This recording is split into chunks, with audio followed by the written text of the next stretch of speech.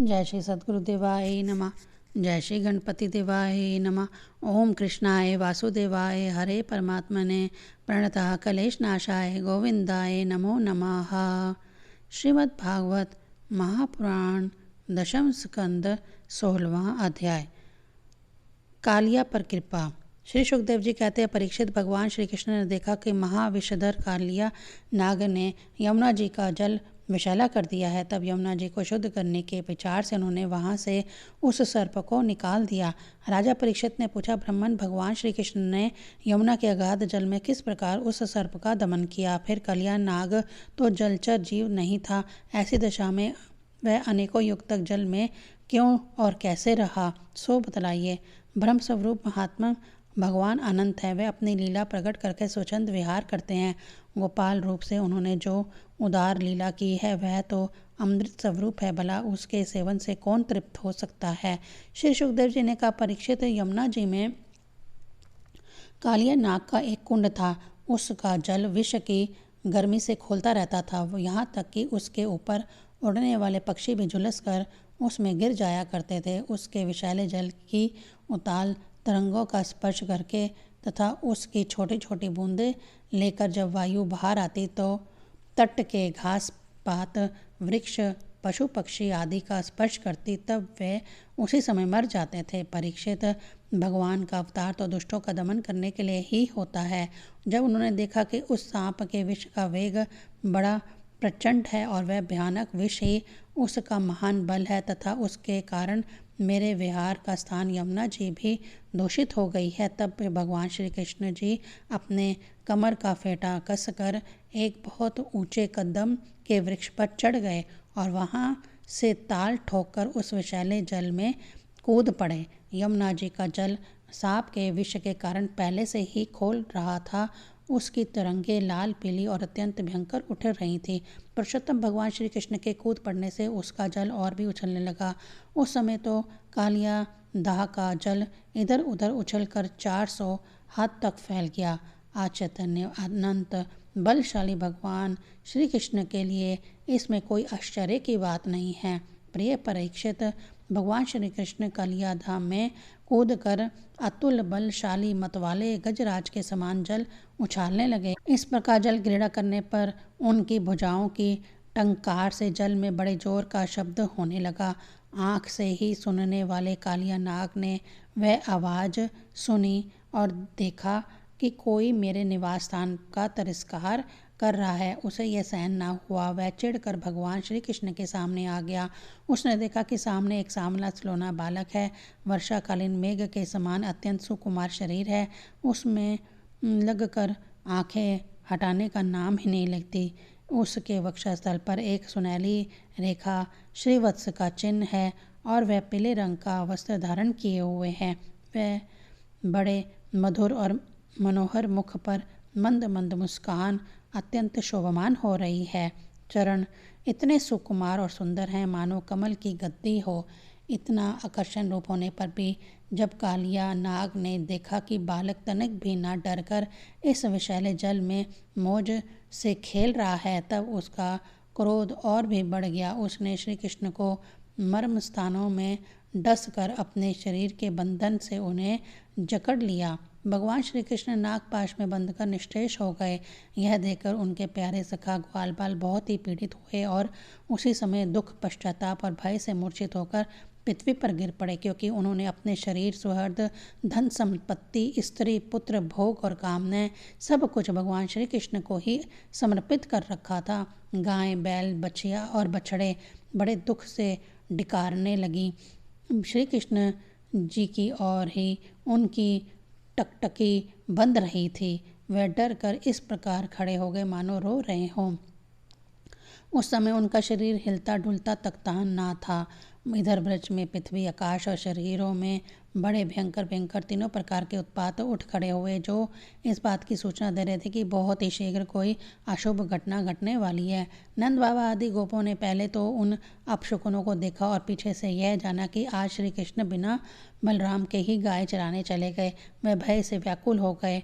वह भगवान का प्रभाव नहीं जानते थे, इसीलिए उन अपशकुनों को देखकर उनके मन में यह बात आई कि आज तो श्री कृष्ण की मृत्यु ही हो गई होगी। वे उसी क्षण दुख, शोक और भय से आतुर हो गए। क्यों न हो, श्री कृष्ण ही उनके प्राण, मन और सर्वस्व जो थे। प्रिय परीक्षित, ब्रज के बालक, वृद्ध और स्त्रियों का स्वभाव गायों जैसा ही वात्सल्यपूर्ण था। वे मन में ऐसी बात आते ही अत्यंत दीन हो गए और अपने प्यारे कन्हैया को देखने की उत्कंठ लालसा से घर द्वार छोड़कर निकल पड़े। बलराम जी स्वयं भगवान के स्वरूप और सर्व शक्तिमान हैं। उन्होंने जब ब्रजवासियों को इतना कतार और इतना आतुर देखा तब उन्हें हंसी आ गई, परंतु वे कुछ बोले नहीं, चुप ही रहे, क्योंकि वे अपने छोटे भाई श्री कृष्ण का प्रभाव भली भांति जानते थे। ब्रजवासी अपने प्यारे श्री कृष्ण को ढूंढने लगे। कोई अधिक कठिनाई न हुई, क्योंकि मार्ग में ही उन्हें भगवान के चरण चिन्ह मिलते जाते थे, जो कमल, अंकुश आदि से युक्त होने के कारण उन्हें पहचान होती जाती थी। इस प्रकार वे यमुना तट की ओर जाने लगे। परीक्षित, मार्ग में गौओं और दूसरों के चरण चिन्हों के बीच बीच में भगवान के चरण चिन्ह भी दिख जाते थे। उनमें कमल, जो, अंकुश, ब्रज और ध्वजा के चिन्ह बहुत ही स्पष्ट थे। उन्हें देखते हुए वे बहुत शीघ्रता से चले। उन्होंने दूर से ही देखा कि कलियादहा में कालिया नाग के शरीर से बंधे हुए श्री कृष्ण चेष्टाहीन हो रहे थे। कुंड के किनारे पर ग्वाल बाल अचेत हुए पड़े हैं और गौएं, बैल, बछड़े आदि बड़े आर्त स्वर से डकार रहे हैं। यह सब देखकर वह सब गोप अत्यंत व्याकुल और अंत में मूर्छित हो गए। गोपियों का मन अनंत गुण गणनीय भगवान श्री कृष्ण के प्रेम में के रंग में रंगा हुआ था। वह नित्य निरंतर भगवान के सौहार्द, उनकी मधुर मुस्कान, प्रेम भरी चितवन तथा मीठी वाणी का ही स्मरण करती रहती थी। जब उन्होंने देखा कि हमारे प्रीतम श्याम सुंदर को काले सांप ने जकड़ रखा है, तब तो उनके हृदय में बड़ा ही दुख और बड़ी ही जलन हुई। अपने प्राण वल्लभ, जीवन सर्वस्व के बिना उन्हें तीनों लोक सोने दिखने लगे। माता यशोदा तो अपने लाडले लाल के पीछे कलियादहा में कूदने ही जा रही थी, परंतु गोपियों ने उन्हें पकड़ लिया। उनके हृदय में भी वैसे ही पीड़ा थी। उनकी आंखों से भी आंसुओं की झड़ी लगी हुई थी। सबकी आंखें श्री कृष्ण के मुख कमल पर लगी थीं। जिनके शरीर में चेतना थी, वह ब्रज मोहन श्री कृष्ण की पूतना वध आदि की प्यारी प्यारी ऐश्वर्य की लीला कह कहकर यशोदा जी को धीरज बंधाने लगी, किंतु अधिकांश तो मुर्दे की तरह पड़ ही गई थी। परीक्षित, नंद बाबा आदि के जीवन प्राण तो श्री कृष्ण ही थे। वे श्री कृष्ण के लिए कालियादहा में घुसने लगे। यह देखकर श्री कृष्ण का प्रभाव जानने वाले भगवान बलराम जी ने किन्हीं को समझा बुझाकर, किन्हीं को बलपूर्वक और किन्हीं को उनके हृदयों में प्रेरणा करके रोक दिया। परीक्षित, यह सांप के शरीर से बंध जाना तो श्री कृष्ण की मनुष्यों जैसी एक लीला थी। जब उन्होंने देखा कि ब्रज के सभी लोग स्त्री और पुरुष बच्चों के साथ मेरे लिए इस प्रकार अत्यंत दुखित हो रहे हैं और सचमुच मेरे सिवा इनका कोई दूसरा सहारा भी नहीं है, तब वह एक मुहूर्त तक सर्प के बंधन में रहकर बाहर निकल आए। भगवान श्री कृष्ण ने उस समय अपना शरीर फुलाकर खूब मोटा कर लिया। इससे सांप का शरीर टूटने लगा।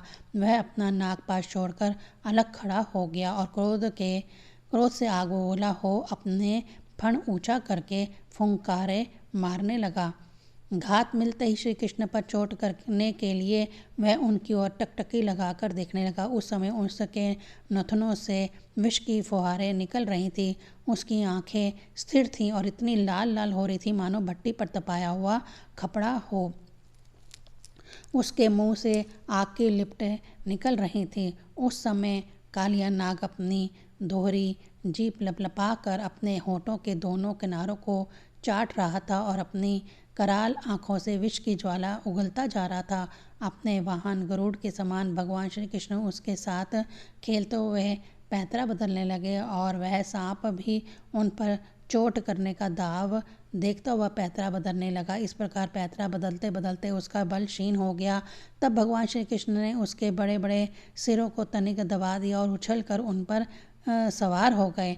कालिया नाग के मस्तकों पर बहुत सी लाल लाल मणियाँ थी। उसके स्पर्श से भगवान के सुकुमार तलुओं की लालिमा और भी बढ़ गई। नृत्य, गान आदि समस्त कलाओं के आदि प्रवर्तक भगवान श्री कृष्ण उसके सिरों पर कलापूर्ण नृत्य करने लगे। भगवान के प्यारे भक्त गंधर्व, सिद्ध, देवता, चारण और देवांगनाओं ने जब देखा कि भगवान नृत्य करना चाहते हैं, तब वह बड़े प्रेम से मृदंग, ढोल, नगाड़े आदि बाजे बजाते हुए, सुंदर सुंदर गीत गाते हुए, पुष्पों की वर्षा करते हुए और अपने को निछावर करते हुए भेंट लेकर उसी समय भगवान के पास आ पहुँचे।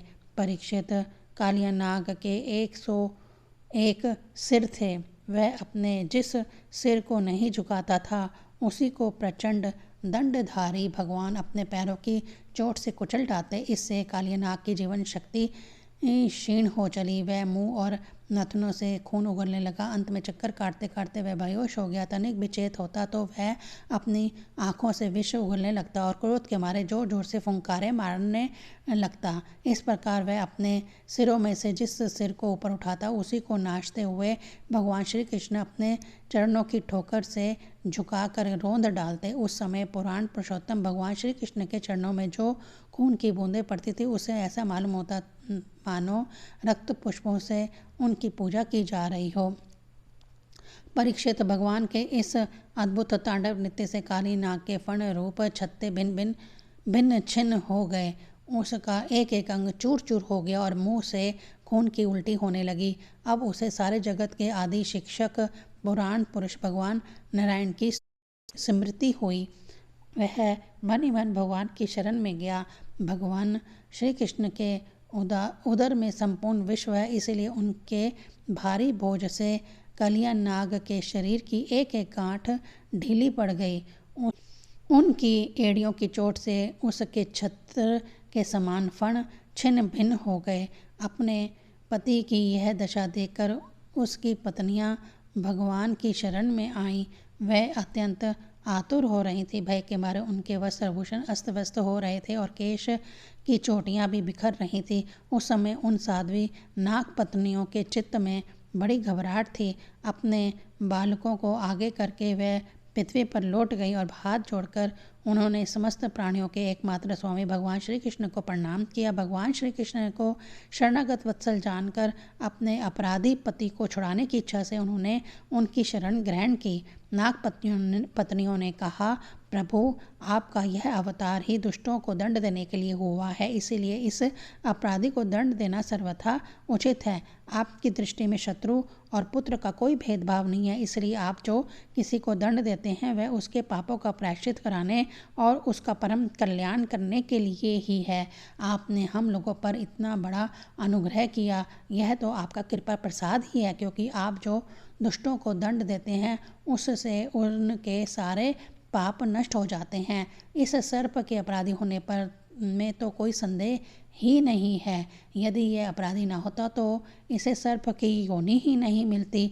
इसलिए हम सच्चे हृदय से आपके इस क्रोध को भी आपका अनुग्रह ही समझती हैं। अवश्य ही पूर्व जन्म में इसने स्वयं मान रहित होकर अथवा दूसरों का सम्मान करते हुए कोई बहुत बड़ी तपस्या की है, अथवा सब जीवों पर दया करते हुए इसने कोई बहुत बड़ा धर्म किया है, तभी तो आप इसके ऊपर संतुष्ट हुए हैं। क्योंकि सर्वजीव स्वरूप आपकी प्रसन्नता का यही उपाय है। भगवान, हम नहीं समझ पाते कि यह इसकी किस साधना का फल है जो यह आपके चरण कमलों की धूल का स्पर्श पाने का अधिकारी हुआ है।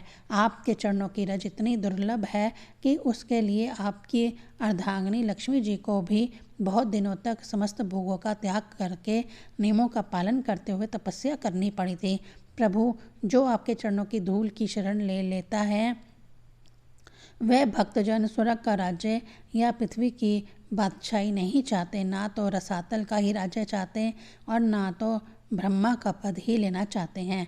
उन्हें अणिमा आदि योग सिद्धियों की भी चाह नहीं होती, यहाँ तक कि वे जन्म मृत्यु से छुड़ाने वाले कैवल्य मोक्ष की भी इच्छा नहीं करते। स्वामी, यह नागराज तमोगुणी योनि में उत्पन्न हुआ है और अत्यंत क्रोधी है, फिर भी इसे आपकी वह परम पवित्र चरण रज प्राप्त हुई जो दूसरों के लिए सर्वथा दुर्लभ है, तथा जिसको प्राप्त करने की इच्छा मात्र से संसार चक्र में पड़े हुए जीव को संसार के वैभव संपत्तियों की तो बात ही क्या, मोक्ष की भी प्राप्ति हो जाती है। प्रभु, हम आपको प्रणाम करते हैं। आप अनंत एवं अचैतन्य ऐश्वर्य के नित्य निधि हैं। आप सबके अंतःकरणों में विराजमान होने पर भी अनंत हैं। आप समस्त प्राणियों और पदार्थों के आश्रय तथा सब पदार्थों के रूप में भी विद्यमान हैं। आप प्रकृति से परे स्वयं परमात्मा हैं। आप सब प्रकार के ज्ञान और अनुभवों के खजाने हैं। आपकी महिमा और शक्ति अनंत है। आपका स्वरूप अप्रकट दिव्य चिन्मय है। प्राकृतिक गुणों एवं विकारों का आप कभी स्पर्श ही नहीं करते। आप ही ब्रह्म हैं और आपको नमस्कार कर रही हूँ। हम सब आपको नमस्कार कर रहे हैं। आप प्राकृतिक में शोभ उत्पन्न करने वाले काल हैं। काल शक्ति के आश्रय हैं और काल के क्षण कल्प आदि समस्त अवयवों के साक्षी हैं। आप विश्व रूप होते हुए भी उनसे अलग रहकर उनके दृष्टा हैं।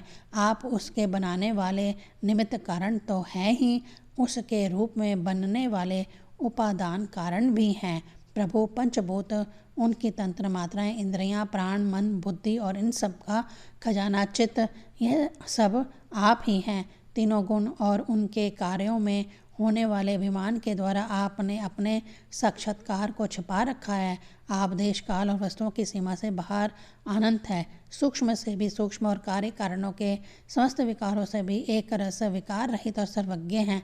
ईश्वर है कि नहीं है, सर्वज्ञ है कि अल्पज्ञ इत्यादि अनेक मतभेदों के अनुसार आप उन मतवादियों को उन्हीं का रूपों में दर्शन देते हैं। समस्त शब्दों के अर्थ के रूप में तो आप हैं ही, शब्दों के रूप में भी तथा उन दोनों का संबंध जोड़ने वाली शक्ति भी आप ही हैं।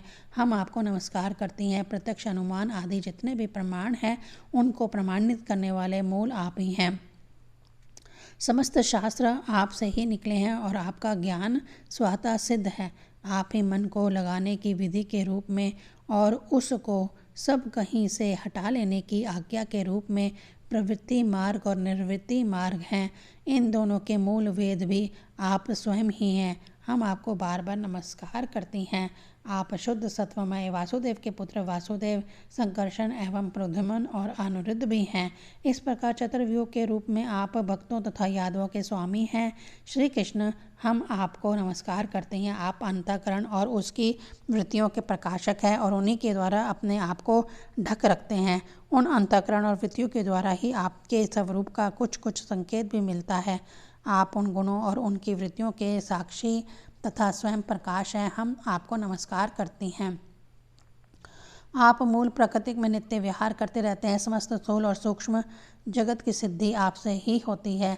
हृक्रेश, आप मननशील आत्माराम हैं। मौन ही आपका स्वभाव है। आपको हमारा नमस्कार है। आप स्थूल सूक्ष्म समस्त गतियों के जानने वाले तथा सबके साक्षी हैं। आप नाम रूपात्मक विश्व प्रपंच के निषेध की अवधि तथा उसके अधिष्ठान होने के कारण विश्व रूप भी हैं। आप विश्व के अभ्यास और अपवाद के साक्षी हैं एवं अज्ञान के द्वारा उसकी सत्यत्व भ्रांति एवं स्वरूप ज्ञान के द्वारा उसके अत्यांतिक निवृत्ति के भी कारण हैं। आपको हमारा नमस्कार है। प्रभु, यद्यपि कर्तापन्न होने के कारण आप कोई भी कर्म नहीं करते, निष्क्रिय हैं, तथापि अनादि काल शक्ति को स्वीकार करके प्राकृतिक के गुणों के द्वारा आप इस विश्व की उत्पत्ति, स्थिति और प्रलय की लीला करते हैं। क्योंकि आपकी लीलाएं अमोघ हैं। आप सत्य संकल्प हैं, इसलिए जीवों के संस्कार रूप से छिपे हुए स्वभावों को अपनी दृष्टि से जागृत कर देते हैं। त्रिलोकी में 3 प्रकार की योनियां हैं। सत्वगुण प्रधान शांत, रजोगुण प्रधान अशांत और तमोगुण प्रधान मूढ़। वे सब की सब आपकी लीला मूर्तियां हैं। फिर भी इस समय आपको सत्वगुण प्रधान शांत जन ही विशेष प्रिय हैं, क्योंकि आपका यह अवतार और यह लीलाएं साधु जनों की रक्षा तथा धर्म की रक्षा एवं विस्तार के लिए ही है। शांतात्मन स्वामी को एक बार अपनी प्रजा का अपराध सह लेना चाहिए। यह मूढ़ है, आपको पहचानता नहीं है, इसीलिए इसे क्षमा कर दीजिए। भगवान, कृपा कीजिए। अब यह सर्प मरने ही वाला है। साधु पुरुष सदा से ही हम अबलाओं पर दया करते आए हैं, अतः आप हमें हमारे प्राण स्वरूप पति देव को दे दीजिए। हम आपकी दासी हैं, हमें आप आज्ञा दीजिए आपकी क्या सेवा करें, क्योंकि जो श्रद्धा के साथ आपकी आज्ञाओं का पालन, आपकी सेवा करता है, वह सब प्रकार के भयों से छुटकारा पा जाता है। श्री सुखदेव जी कहते हैं, परीक्षित, भगवान के चरणों की ठोकरों से कलिया नाग के फण छिन्न भिन्न हो रह गए थे, वह बेसुध हो रहा था। जब नाग पत्नियों ने इस प्रकार भगवान की स्तुति की तब उन्होंने दया करके उसे छोड़ दिया। धीरे धीरे कलिया नाग ने इंद्रियों और प्राणों में कुछ कुछ चेतना आ गई। वह बड़ी कठिनता से श्वास लेने लगा और थोड़ी देर के बाद बड़ी दीनता से हाथ जोड़कर भगवान श्री कृष्ण से इस प्रकार बोला। कलिया नाग ने कहा, नाथ, हम जन्म से ही दुष्ट, तमोगुणी और बहुत दिनों के बाद भी बदला लेने वाले बड़े क्रोधी जीव हैं। जीवों के लिए अपना स्वभाव छोड़ देना बड़ा कठिन है। इसी के कारण संसार के लोग नाना प्रकार के दुराग्रहों में फंस जाते हैं। विश्व विधाता आप नहीं गुणों के भेद से इस जगत में नाना प्रकार के स्वभाव, वीर्य, बल, योनि, बीज, चित्त और आकृतियों का निर्माण किया है। भगवान, आपकी ही सृष्टि में हम सर्प भी हैं। हम जन्म से ही बड़े क्रोधी होते हैं। हम इस माया के चक्कर में स्वयं मोहित हो रहे हैं। फिर अपने प्रतन से इस दुष्ट माया का त्याग कैसे करें? आप सर्वज्ञ और संपूर्ण जगत के स्वामी हैं। आप ही हमारे स्वभाव और इस माया का कारण हैं। अब आप अपनी इच्छा से जैसे ठीक समझे कृपा कीजिए या दंड दीजिए। श्री सुखदेव जी कहते हैं, कलिया नाग की बात सुनकर लीला मनुष्य भगवान श्री कृष्ण ने कहा, सर्प, अब तुझे यहाँ नहीं रहना चाहिए। तू अपने जाति, भाई, पुत्र और स्त्रियों के साथ शीघ्र ही यहाँ से समुद्र में चला जा। अब गौएं और मनुष्य यमुना जल का उपभोग करें। जो मनुष्य दोनों समय तुझको दी हुई मेरी इस आज्ञा का सिमरन और कीर्तन करे, उसे सांपों से कभी भय ना हो। मैंने इस कलिया धाम में कीड़ा की है, इसलिए जो पुरुष इसमें स्नान करके जल से देवता और पितरों का तर्पण करेगा एवं उपवास करके मेरा सिमरन करता हुआ मेरी पूजा करेगा, वह सब पापों से मुक्त हो जाएगा। मैं जानता हूँ कि तू गरुड़ के भय से रमणक दीप छोड़कर इस दह में आ फंसा था। अब तेरा शरीर मेरे चरण चिन्हों से अंकित हो गया है, इसीलिए जा, अब गरुड़ तुझे खाएंगे नहीं। श्री सुखदेव जी कहते हैं, भगवान श्री कृष्ण की एक एक लीला अद्भुत है। उनकी ऐसी आज्ञा पाकर कलिया नाग और उसकी पत्नियों ने आनंद से भरकर बड़े आदर से उनकी पूजा की। उन्होंने दिव्य वस्त्र, पुष्पमाला, मणि, बहुमूल्य आभूषण, दिव्य गंध, चंदन और अति उत्तम कमलों की माला से जगत के स्वामी गरुड़ ध्वज भगवान श्री कृष्ण की पूजन करके उन्हें प्रसन्न किया। इसके बाद बड़े प्रेम और आनंद से उनकी परिक्रमा की, वंदना की और उनसे अनुमति ली। तब अपनी पत्नियों, पुत्रों और बंधु बांधवों के साथ रमणक द्वीप की, जो समुद्र में सर्पों के रहने का एक स्थान है, यात्रा की। लीला मनुष्य भगवान श्री कृष्ण की कृपा से यमुना जी का जल केवल विषहीन ही नहीं बल्कि उसी समय अमृत के समान मधुर हो गया। 16वां अध्याय संपूर्ण। ओम नमो भगवते वासुदेवाय नमः।